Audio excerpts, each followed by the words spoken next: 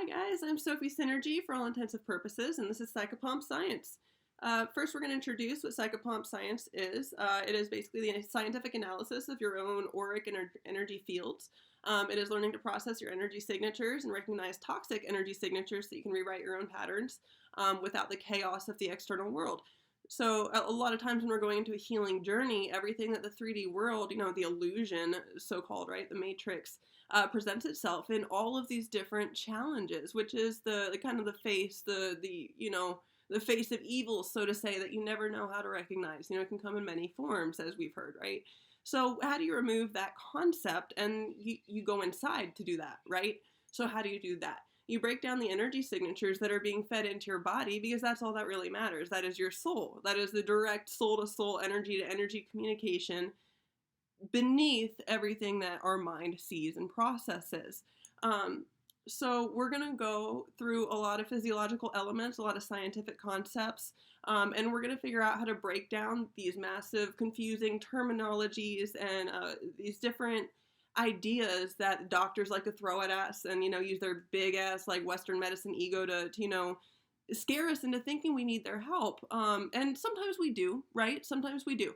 But a lot of the time we don't, and it's fear tactics, making you believe you're sick. So if we remove everything else, all these scary labels, all these things meant to divide us, all these millions of words that initially were built around a sensation that our soul was giving us, right? So in the very beginning, someone went, ugh, and that was a feeling they had, right? And that started everything.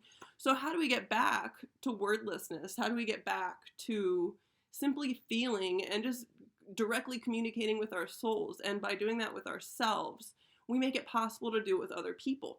So we're going to take all these concepts and we'll apply it very specifically in some cases and very broadly in others. We're going to go from universal and galactic back down to cellular and then remove all of it.